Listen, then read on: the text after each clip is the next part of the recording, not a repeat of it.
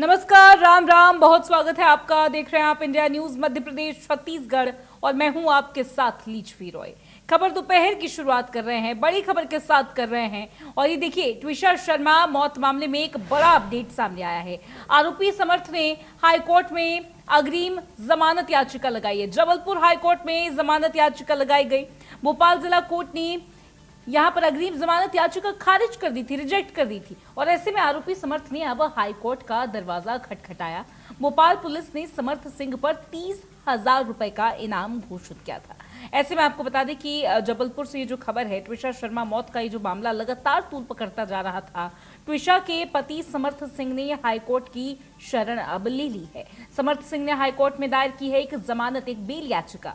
High court जल्द ही तय कर सकता है सुनवाई की तारीख और ट्विशा की मौत मामले में आरोपी पति समर्थ सिंह के ऊपर पहले से ही 30,000 रुपए का इनाम जो है घोषित किया गया था। तो इस पूरे मामले को लेकर जो है लगातार इंडिया न्यूज अपनी कवरेज में सभी क्रोनोलॉजी आपको बता रहा है। लगातार ये कुछ क्लिप्स भी टीवी स्क्रीन पर निकलकर सामने आ रही हैं, आपको ये सभी क्लिप्स दिखाई जा रही हैं।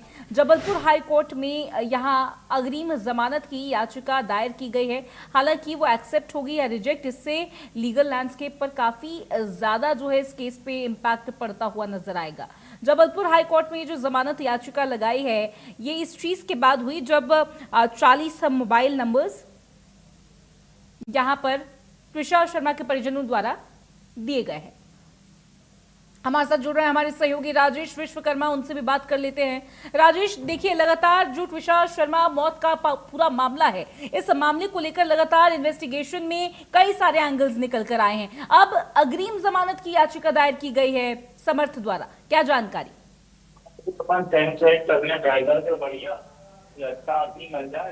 बिल्कुल, देखिए, ट्विशा शर्मा के जो पति हैं समर्थ सिंह, उन्होंने हाईकोर्ट की शरण ली है।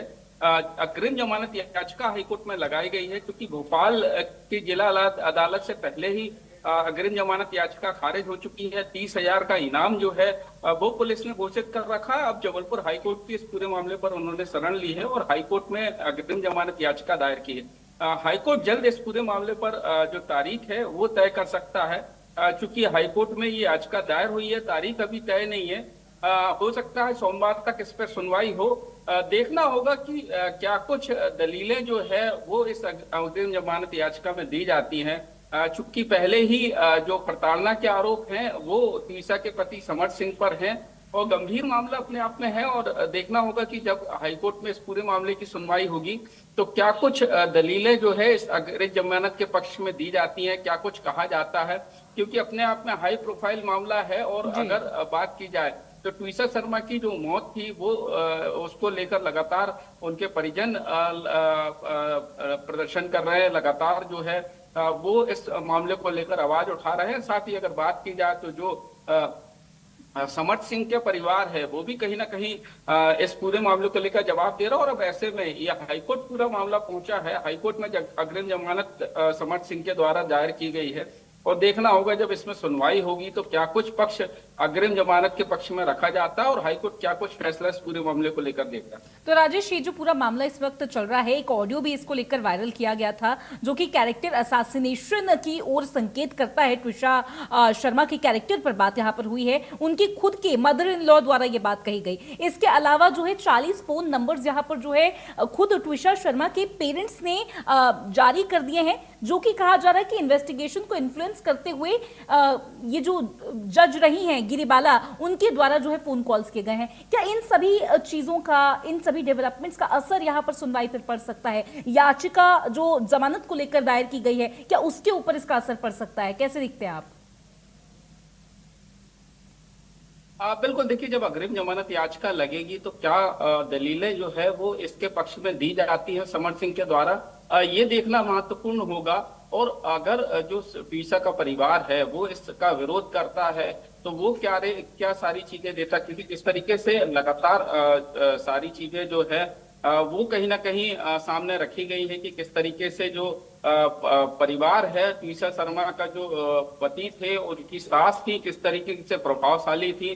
40 से ज्यादा फोन नंबर्स इसमें कॉल्स किए गए थे। इनकी डिटेल जो है, डिटेल की मांग कहीं ना कहीं परिजनों ने की है। इसके अलावा जो गिरिवाला सिंह है जो कि सास थी, उनका भी एक ऑडियो वायरल हुआ। तो देखना होगा जब ये पूरी सुनवाई हाई कोर्ट में होगी तो दलीलें पक्ष के लिए क्या दी जाती हैं समर सिंह के द्वारा कि किस आधार पर उन्हें जमानत मिलनी चाहिए, और अगर परिवार विरोध करता है तो परिवार के पास भी क्या पॉइंट्स रहते हैं, किन पॉइंट्स के आधार पर वो जो है इन दलीलों को, इन जमानत याचिका को खारिज करने की मांग करता है। ये देखना महत्वपूर्ण होगा। जब सुनवाई होगी तो देखना होगा कि कोर्ट क्या कुछ फैसला इस पूरे मामले को लेकर देता है। ठीक है राजेश, बहुत शुक्रिया आपका तमाम जानकारी और इस पूरी बातचीत के लिए। तो देखिए, ये जो खबर है ट्विशा शर्मा की मौत का जो पूरा मामला है, आपको बता दें कि काफ़ी दिल दहला देने वाला है। कहीं ना कहीं आपको बता दें कि जो सोशल मीडिया पर भी इस खबर को लेकर लगातार चर्चाएं चल रही है, नेटिजन्स यहाँ पर इसको लेकर बात कर रहे हैं।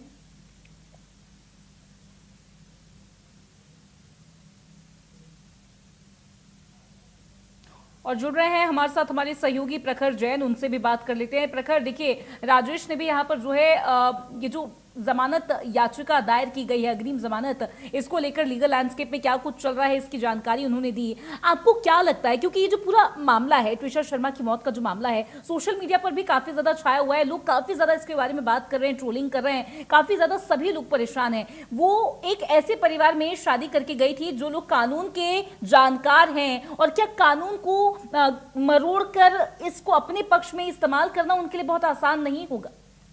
प्रखर,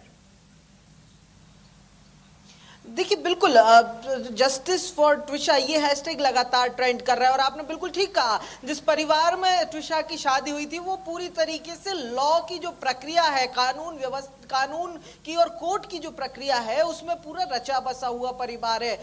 जो सास है गिरिवाला सिंह, वो रिटायर्ड जज है, और न केवल रिटायर्ड जज बल्कि भोपाल की चीफ जज रह चुकी है, जिला की चीफ जज रह चुकी है। समर्थ सिंह खुद वकील हैं, जो बड़ी बड़ी यूनिवर्सिटी बेंगलोर में जो नेशनल लॉ यूनिवर्सिटी, वहां से वो खुद पढ़कर आए हैं। तो ये पूरा परिवार लॉ प्रक्रिया में रचा बसा परिवार है। और न केवल लॉ की प्रक्रिया, बल्कि अगर बात की जाए तो इसी परिवार से अगर बात की जाए तो बड़ा भाई एयरफोर्स में है, इनके जो ससुर थे वो भी सीआरपीएफ में थे। तो यानी कि परिवार कहीं ना कहीं दिखने में काफी अच्छी तस्वीर लगती है, और कहीं ना कहीं यही देखकर जो है वो ट्विशा और उनके परिवार ने इस परिवार के साथ नाता जोड़ा था। लेकिन जिस तरीके से ये मामला सामने आया है, और संलिप्तता जिस तरीके से न केवल समर्थ सिंह की बल्कि गिरिवाला सिंह की भी निकलकर सामने आ रही है, संदिग्ध हैं दोनों ही लोग,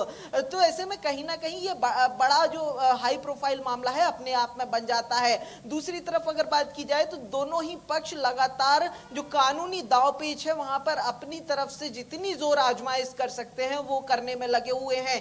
बात की जाए तो जो लोअर कोर्ट है भोपाल की, वहां पर लगातार रस्साकशी पूरे मामले को लेकर देखने को मिली, जहां पर सबसे पहले तो गिरिवाला सिंह जो रिटायर्ड जज है, उनकी अग्रिम जमानत जो है वो मंजूर की जा चुकी है, जबकि समर्थ सिंह की जो अग्रिम जमानत है जिस पर बीते दिन सुनवाई की गई थी निचली अदालत में, वो खारिज कर दी गई है।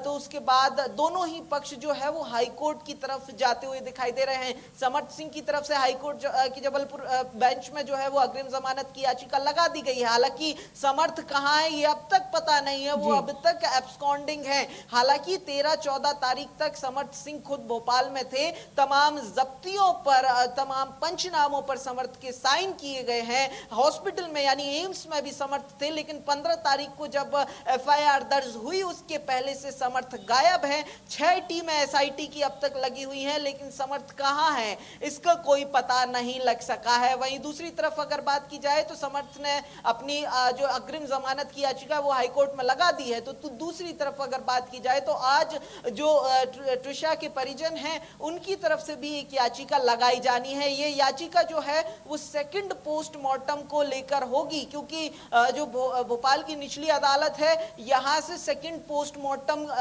के लिए की याचिका जो है वो खारिज कर दी जा चुकी है। तो अब हाईकोर्ट का रास्ता इख्तियार करते हुए नजर आएंगे, क्योंकि ये बात फैक्ट है कि लगातार जो एक हफ्ते से ज्यादा का समय बॉडी को हो चुका है। और ये बात भी सही है कि एम्स भोपाल की जो मॉर्चरी है वहां पर बॉडी को रखने के लिए -4 डिग्री सेल्सियस सबसे न्यूनतम तापमान है जो अवेलेबल है। और ये तापमान जो है वो बॉडी को प्रिजर्व केवल 3 से 5 दिन तक प्रिजर्व कर सकने में सक्षम होता है। इसके बाद और जो है वो लोअर टेम्परेचर की जरूरत होती है जो इस समय मौजूद नहीं है। यही कारण है कि बीते दिन एक लेटर जो है वो पुलिस की तरफ से दिया गया था जो ट्विशा है उसके पिता नवनिधि शर्मा को। हालांकि कोर्ट ने कहा था कि बॉडी को -80 डिग्री में प्रिजर्व किया जाना है, लेकिन क्योंकि ये फैसिलिटी अवेलेबल नहीं है तो पुलिस की तरफ से एक लेटर दिया गया कि आप बॉडी को क्लेम कर लीजिए। और इसको लेकर जब हमने भोपाल कमिश्नर से भी सवाल किया कि जिस दिन कोर्ट ने कहा कि बॉडी को प्रिजर्व करना है उसी दिन आप नोटिस दे देते हैं, तो ये कहीं ना कहीं वो जो आरोप लगाए जा रहे हैं उसको और बल देता है पुलिस प्रशासन पर जो आरोप लगाए जा रहे हैं। तो इस पर कमिश्नर ने जवाब दिया कि ये पुलिस की तरफ से कार्रवाई नहीं हुई है, ये लेटर इसलिए सर्व किया गया है क्योंकि एम्स भोपाल ने कहा कि हमारे पास वो सुविधाएं ही नहीं है कि आगे और ज्यादा इस बॉडी को प्रिजर्व किया जा सके। ये डिकम्पोज होगी आज नहीं तो कल। ये एम्स की तरफ से भोपाल पुलिस को एक बड़ी चुनौती बन गई है। जी प्रखर, बहुत शुक्रिया आपका तमाम जानकारी और इस पूरी बातचीत के लिए। चलिए बढ़ते खबरों में आगे। खबर इंदौर से है। Viral girl